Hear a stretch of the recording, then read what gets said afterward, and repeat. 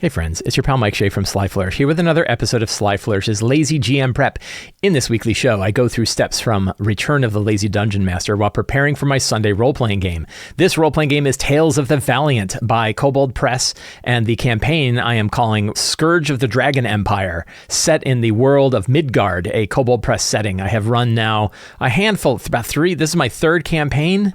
I've run many one-shot adventures and 3 campaigns. This is my 3rd campaign that I've run in the Midgard setting. I really like the Midgard setting a lot, and I thought it'd be fun to run in a campaign in a section of it that doesn't see a lot of attention, and that is the area of the Dragon Empire known as the Marathi Empire. This show is brought to you by patrons of Sly Flourish. Patrons get access to all kinds of tips, tricks, tools, ways to make your games better. Lots of stuff. I put lots of attention on Patreon. We have an awesome Discord server available to patrons where we can talk about our games and share information and have really interesting discussions about TTRPGs. And most of all, patrons of Sly Flourish help me keep the lights on for shows like this. To the patrons of Sly Flourish, thank you so much for your outstanding support. So last week, we were building a situation. The characters were traveling. If we look at our map here, I have a map on the lower right. We have a map, and so the area where the characters are, let's see, I'm lost. I got lost in my own map. So right here, if you look at this little mountain range south of Ashadar, right about there, where my mouse cursor is going, is where the character's home base is, known as the 440 Fingers, named after the 440 Fingers of Nakresh. And the characters are traveling down north of Kukatarma, near the Gittagata Hills. And they're doing so to conduct a heist. And the heist is that a merchant caravan is traveling from Ashadar, known as the Wilvern Ashabar Trading Company. They're bringing a silk textiles known as Cloud Silk. But secretly, they are bribing tribes in the Sarkland Desert to create a pathway so that the dragon who rules over Ashadar has a way to pass contraband, which is mostly magic items and things, through the Sarkland Desert, all the way over to the realm of Nuria Natal, which the Dragon Empire is at war with, or is typically at war with.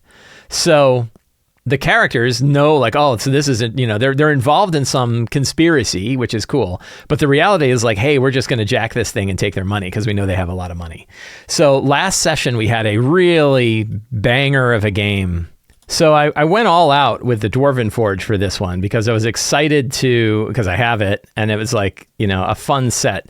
So this was an example of the setup, which was the caravan was coming underneath that natural bridge, and the characters were going to kind of like hide among the rocks and deal with it. I put the whole thing on a Lazy Susan so that we could spin it around so that each of the players could see the kind of stuff that they had. And here's the actual scenario with our characters hiding up in the rocks, and the caravan actually making its way through. The caravan had a bunch of mercenaries and a guard drake, and they set all that up. And I would say, let's see if I can find, here's the collapsed bridge on top of the drake, which did a bunch of damage. I think they finished off the drake pretty quickly, and then I had to deal with a lot of it. And some of it was pretty hard.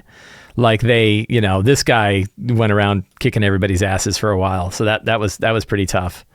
And so you can kind of see like the, big battle, big environmental battle. They were able to do environmental stuff. It was really fun, and the players enjoyed a lot of it. So that was, I think it went long too. So one thing is when I prepped the game, I forgot that we started in a scene that I hadn't prepared for, but I ran. And so it meant I had one extra scene in the game, and my timing was off by almost exactly as much as that scene is. I have a pretty good feeling for time. And it meant that, so when I'm prepping my stuff, I'm usually have exactly as much as I need. In this case, I had a little too much. So I asked everybody, like, hey, are we good staying like another half hour or so, half hour, 45 minutes? And people were. And so that battle went for a long time. But at the end of it, everybody was pretty jacked up about it. They really liked it. They thought that it went well. They liked playing with the terrain. Normally, I would say like a good tabletop terrain setup, like a good Dwarven Forge setup, adds maybe 10% extra happiness to the game. And given that it costs orders of magnitude more than like a flip mat with a dry erase marker, you can question whether or not the 10% is worth that kind of money. In this case, I would say it was more than 10% extra fun. And that was because it was built around it. Like the terrain and everything was built around the concept that was going on in the game. We used it for a while. The players got to really nitpick where they were going to be. One of the things I tried to lean into is when this is the same group that played Shadowdark before, and one of the players in particular said, I've really enjoyed Shadowdark, but I'm looking forward to Tactical Crunchy 5e again. And so I was like, okay, let's make sure we do some fun Tactical Crunchy 5e. And I know the other players are real big on their Tactical Crunchy 5e. Nobody minds it. So we didn't get all like square nitpicky and stuff, but we did have like lots of terrain for people to kind of enjoy, and that worked well. So the game ended after they defeated this group. They knocked out the merchants. They killed the mercenaries. They killed the Drake. They haven't yet touched the treasure hoard yet. And then a bunch of gnolls showed up, right? And this was kind of my fun complication, which I was going to do in the middle of the fight, but the fight was already so complicated. The idea of having gnolls show up as well seemed like too much. So instead, I said, I think I'm gonna have the gnolls show up, and that'll be like our strong start for next time. So we are going to jump over to Obsidian, and we are going to do exactly that. So this is my Obsidian notebook for my Obsidian vault for my notes, and I'm going to create a new session notes from a template. If you want to learn more about using Obsidian for your game prep, there is an article in the show notes that talk about using Obsidian that I wrote for Sly Flourish, including templates and stuff like that. So we are going to create a new Dragon Empire template. And we have that. And so we have our characters. So the characters, man, and trying to remember all these characters is actually a little tricky. Amavin and Rowan are two characters that I sort of get confused. I think I got a handle on everybody else, but Amavin and Rowan in particular I can't quite get my heads around them yet to remember them. Those are the NPCs. That's not what I'm looking for. Here are the characters. So the characters are Gaudenzia. Gaudenzia is a small folk gnome ranger nomadic outcast who runs the food truck at the 440 Fingers with Blue Glacier and sells Drake Park water. Cal is an elf druid cottage homesteader. Her mother is Orthania Darkbloom, who runs the local apothecary in 440 Fingers. Cal lost her vineyard to the Dragon Empire and got divorced from her wife as a result. We have Amavin, the elf rogue cosmopolitan criminal who was raised as an orphan to be a spy for the Dragon Empire, but fled after some event, and is under the wing of Master Kiprick. We have Rowan. Now I remember Amavin is the rogue, and Rowan is the dwarf fighter. Rowan is a dwarf fighter, salvager, rustic, who's a nephew of Cleon Forgekin at the local forge, and was sent away to avoid being sent to war and slaughter. Matteo Castillo Grigo is a mechanist Sidrian, an anointed partisan from the Seven Cities area, a soldier who works alongside Master Kiprick. He's a long way from home. And we have Tolstoy, a beastkin rat wizard outcast who wants to take down the Empire. So those are the characters that we have in today's game. One of the things we can think about is what are the hooks? One of the reasons why we kind of go through those characters is what are the hooks for this game that we can tie to the characters? So, and I'm going to actually add that right into the characters section. This is something I've toyed with doing before. So Amavin is the rogue. So what would the dragon spy rogue know? Recognizes the calculation of a draconic smuggler path. Gaudenzia, who runs the local food truck, and what else was going on? As a nomadic outcast, probably knows many of the different tribes, that the entire desert area, the desert area being the Sarkland Desert, is ruled over by many different tribes. Cal, who lost her wine, and is she still an apothecary, or is her mother the apothecary? I think her mother is a homesteader. Probably recognizes the desolation of the area. No one can make a home here. Matteo is the Sidrian anointed from the Seven Cities area. Probably remembers the other side of the wars between the Dragon Empire and the Seven City. The Seven Cities is also an area of it's very much where they go to war all the time. Rowan can probably note the incredible craftsmanship of the wares of the dragons. Tolstoy, who's really interested in kind of like tearing down, power to the people kind of guy, can imagine the bringing together these tribes to take down the empire. A little bit of Lawrence of Arabia going on here. So those are just some little hooks that I'm trying to keep into my mind while we actually prep and run the game. So the strong start, let's see, we can steal from the last side, I think, steal some ideas. And they met, so did I have a name for the gnolls? What we can do is we can look through the secrets. One dirty trick is looking through the secrets and seeing if there's any secrets here that we want to pass along.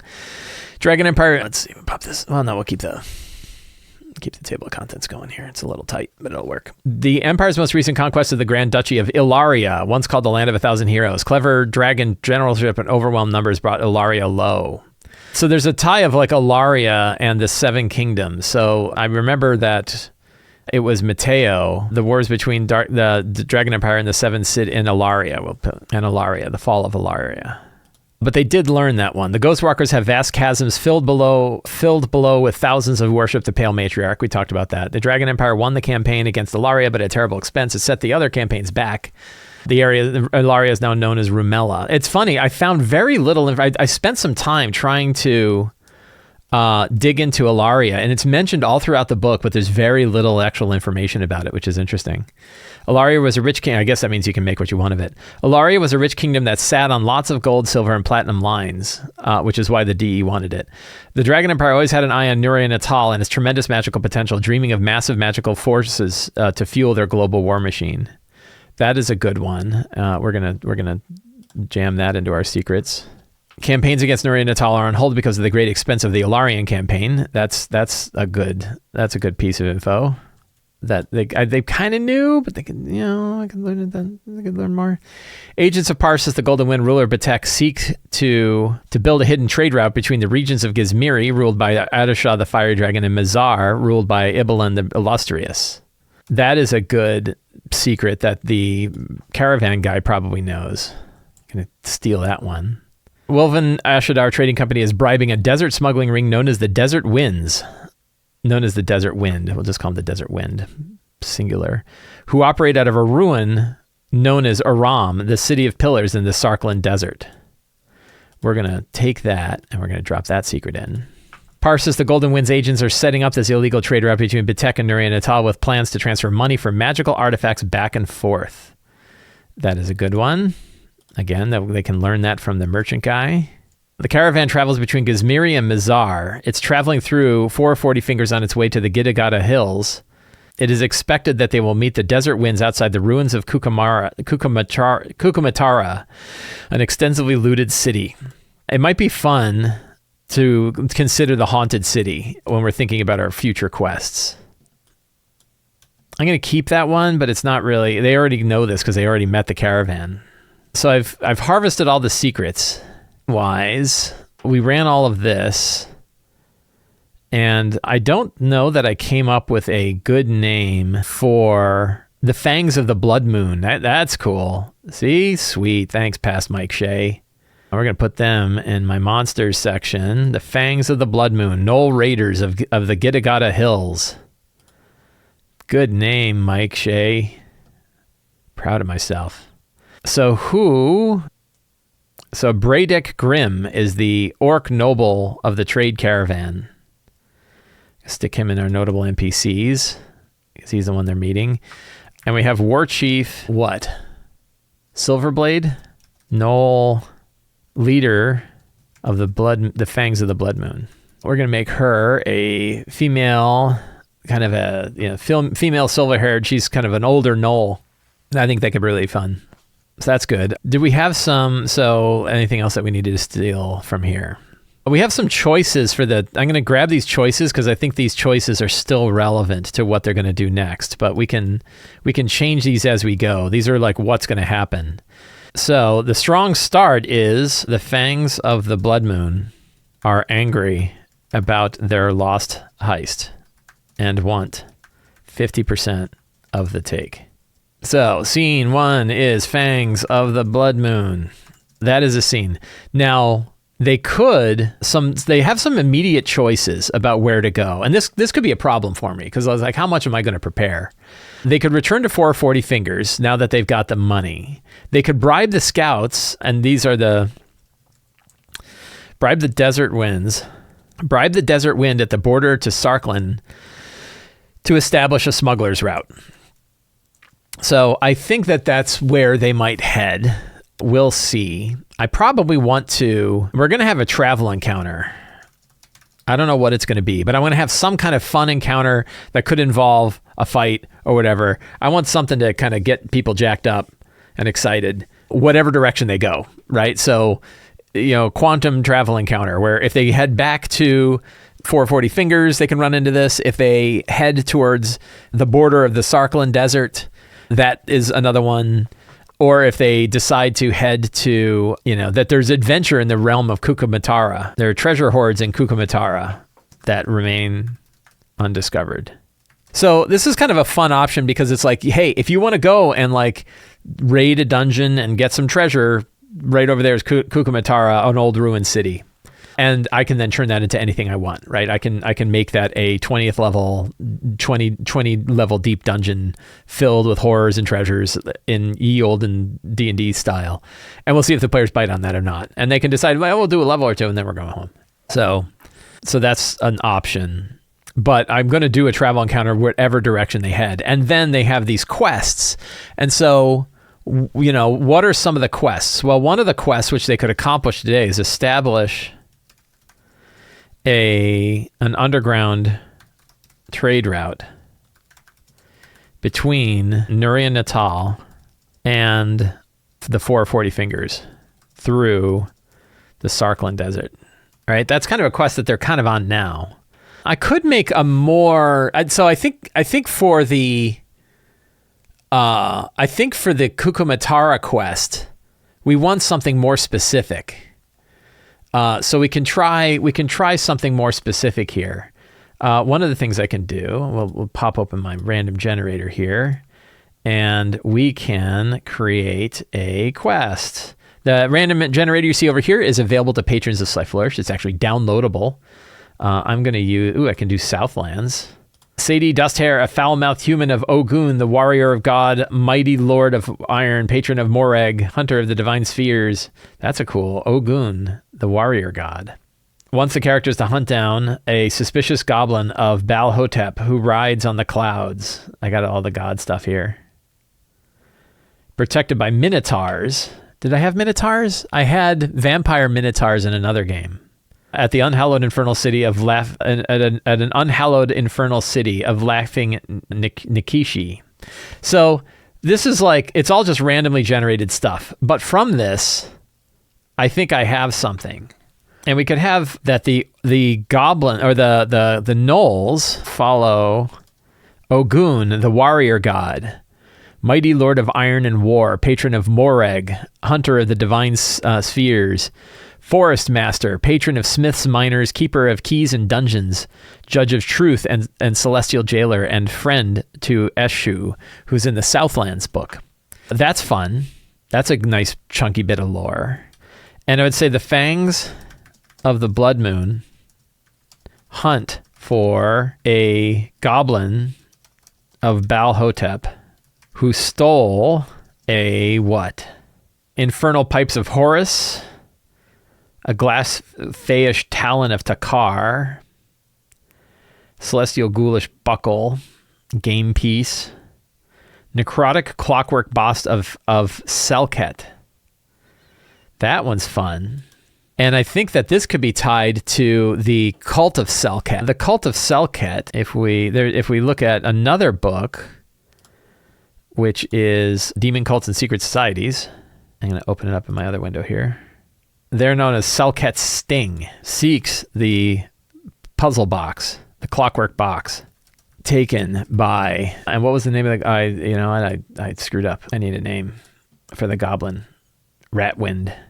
And they hired out to the blood fangs, to the fangs of the blood moon, to retrieve the item. So I got a fun little quest here. So I'm probably putting a lot on this one quest, and I probably shouldn't put too much on it. The one other thing that I want to do, though, is in case they head that way, I should have a map. So we're going to go back over here, and I'm going to go to my Dyson Commercial License Map Gallery. This is another feature of the patrons that patrons of Sly Flourish can get, including a downloadable version of it.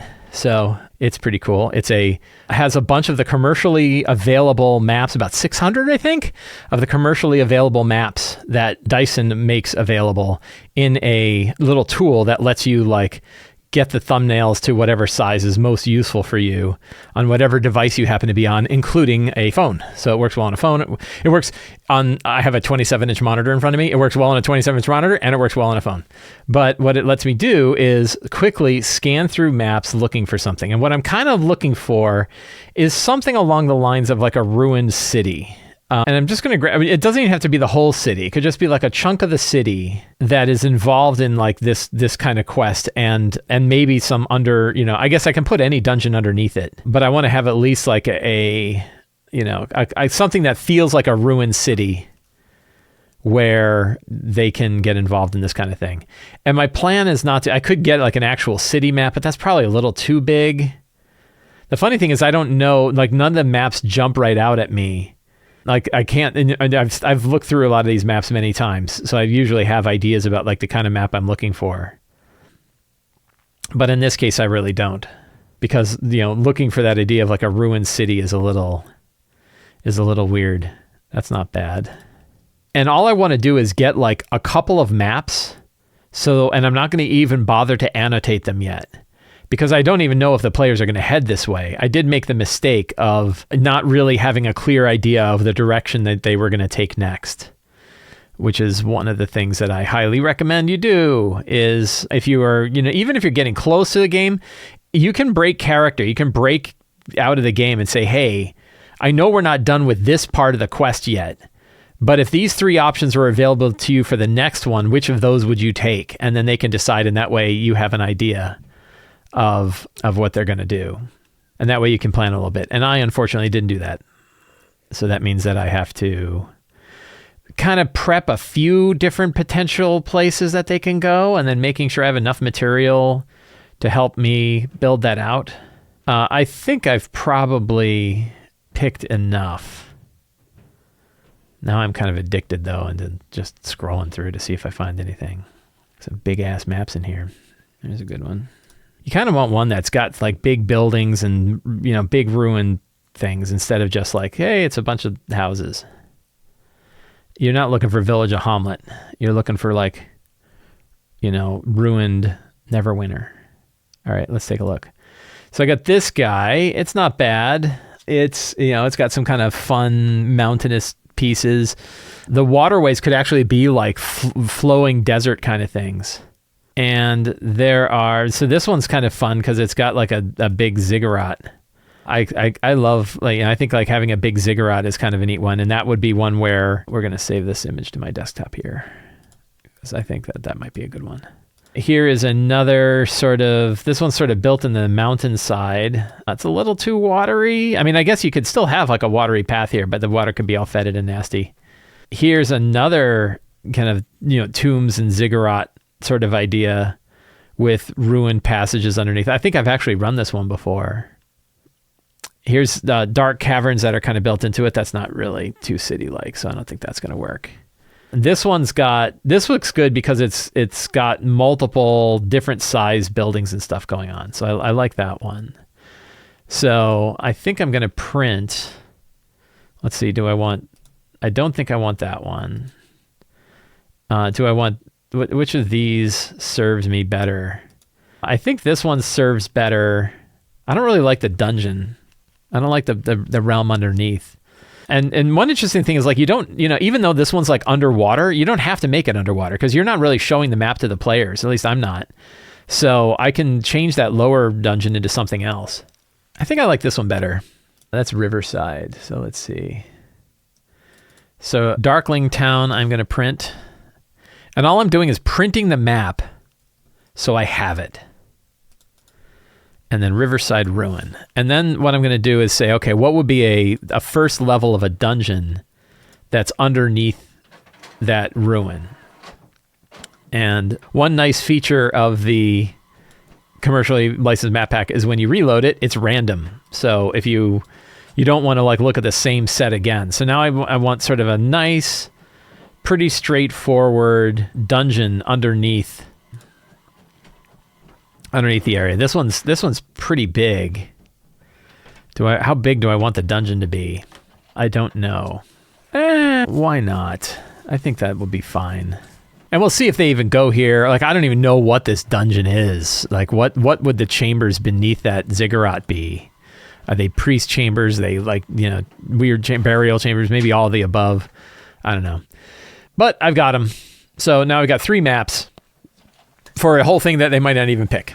But we have the ruins of Kukatarma. Ruins of Kukatarma are one of my fantastic locations. I've already got lots of secrets. So, recover the puzzle box, the Selket puzzle box from the ruins of Kukatarma. So that's a quest. We can pull that from here. That gives us 4 quests, 2 of which are back in 440 Fingers. I want to fill out this travel encounter. And for that, I think we're going to go to our Game Master, the Tales of the Valiant Game Master's Guide. And we're going to go to our random encounter tables. And we are going to look at so we can do Badlands encounters. Where's my dice? Tier 1 Badlands encounters. Let's give a roll and see what happens. D12s. I kind of wish these were bigger. I think these encounter tables could be bigger with a little bit less context. I don't know. 2. A giant lizard threatens a pair of wandering commoners. The lizard flees in search of easier prey if reduced to 25%. So you could have a giant lizard. That's not bad. And the commoners offer a meager reward for their lives if promised to have a safe escort back to the nearest stronghold. That's not bad. What's a giant lizard? Let's go to animals and let's look at lizard. So I think a single giant lizard is probably not. Yeah, giant lizards are CR 1/4. Those are really not. That's a pretty low. I like that the lizard can detach its tail. That's kind of funny. We could find a bigger one. We could have giant scorpions are chasing a commoner. Like this could be the scene right here. Or no, that's a giant centipede. But we could have, so the characters are 3rd level now, and I think we're going to have 6. So if we're going to go to monsters and we're going to do our benchmark, 6 times 3 is 18, divided by 4 is about 4. So LBM is 4, the lazy benchmark, the LEB, lazy encounter benchmark is 4. So 2 scorpions would be pretty deadly. Yeah, it's 76. So a single scorpion's not bad. We could have a swarm of insects probably, instead of having 2 scorpions, which might be deadly because they have, 2 claws and a sting attack and a reflexive sting. That's really nasty. But we could have a couple of swarms of insects, which are CR 1/4. So I kind of like that. So we have giant scorpion. That is on page 344. And swarms of scorpions, right? And yeah, I think that works well. That would be a fun encounter. Where might this encounter, what would be an interesting monument for this encounter? So we're going to go back to our random generator here. We could try Monument of Power. That might be fun. Glowing Entombed Gateway of Sundering. A gateway. All creatures are -4 to AC. Twilight Bladed Sarcophagus of Bloodshed. Attack scores or critical hits. We could have, what do they call it, a cenotaph? I like cenotaphs. So we'll have a Twilight Bladed Cenotaph of Bloodshed. A cenotaph is like a monument to a dead person that isn't an actual tomb. And the idea that crits happen on 18, 19, or 20 because they can feel the energy of this. But who is this cenotaph to? We have Zevioso, God of War and Thunder, Lord of Battle and Rebirth, Patron of Master of Strife. This could be that's a fun one. Or of Mott, but the Bloodshed Zevioso, that could be fun. The God of War and Thunder, Lord of Battle and Rebirth, Patron of Narambiki, Master of Strife. Husband to the White Goddess. Ooh. That's interesting. Okay, so now we got a cool location. And who are the NPCs? Why are they out here in the desert? Like, what caused them problems? Ooh, could they be spies of Nuria Natal? Could they be desert spies? Like, they made it a long freaking way. Do we want to have spies of Nuria Natal way out here? They could just be hunters. I think we could have, like, they could pretend to be hunters. We'll have Burchard Dragon Dancer, Optimistic Human of Thoth Hermes, and Cleon Ice Teeth, Lovestruck Gnome of the Hunter. They are the two. And the idea of, like, they could be part of a larger band that had tried to make their way in. They're actually spies of Nuria Natal trying to make their way through, but they were not the leader. The leader was killed. Aditya was their leader, who, and let's see, what's a good name for her? Aditya Dustborn, deceased. Carefree Human of Thoth Hermes. I don't need to put that in there twice because I got Thoth Hermes up above. So that could be pretty interesting. The Scorpions at the Bladed Cenotaph. To me, that's what really makes an encounter fun, is having like an interesting location, like a fun backdrop, and then a situation that's going on, which is like this band is getting attacked by scorpions and they can be rescued or killed or whatever, and the characters get involved. And it's a nice fight. There's an actual like environmental effect, which is that, like, you know, creatures nearby crit on a 18, 19, or 20. That's going to be pretty bananas. And that's fun. So that feels like a good encounter for whatever direction they head, whether they're going to head back to the 440 Fingers or they're going to try to meet the desert folk. I think a secret we want to have is the Desert Wind has sand ships to make their way across the Sarkland Desert. Let's see. I like this guy, but I don't like the name. I got a lot of NPCs. Ooh, boy. The Prince of Swarms. I don't need to have every single. And instead of Dragonbright, Broadhand, who is the captain of I think I already have a dust thing. The Dust Dancer. A sand ship. Able to cut across the Sarkland Desert to Nuria Natal. So I've got that. What else? That covers so I've got kind of like any direction that they go, I've got some stuff. Then I want the treasure. We can take a look at the treasure hoard that I had for last time. They got the minor elementals thing, I think, was covered. And they got the +1 Infernal Ringmail that casts Hellish Rebuke. So I'm going to put this in here, but I think we're going to double the hoard. I think we're going to add another hoard here, and I'm going to go to my hoard generator. They already got armor. An elemental concealable boot dagger. That sounds fun. We can make it a +1 dagger. +1 concealable boot dagger.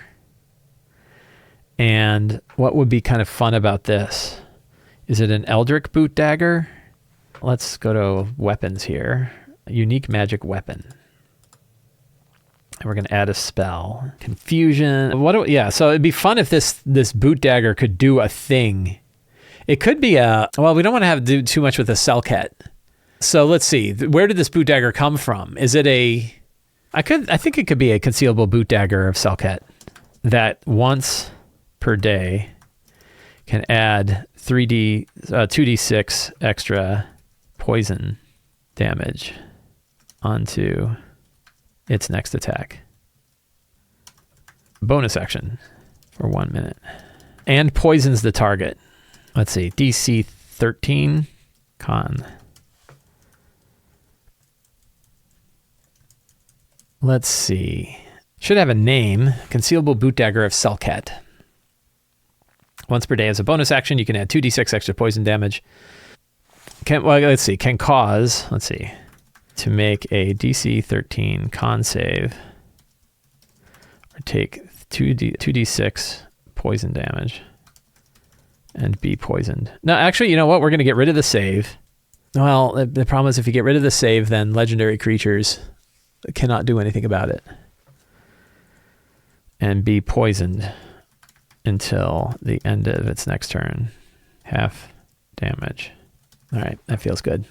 And the draconic skull that casts fear, I think is going to be one of the artifacts that they were transferring back and forth as an example of. Now let's see. So the secret was that who was actually doing Parsis the Golden Wind, but I think that the trade bars are actually marked by Ibelin the Illustrious, not Parsis, because it's a setup. And I think it's actually going to be both of the other dragons. This will be kind of fun. By Adashah.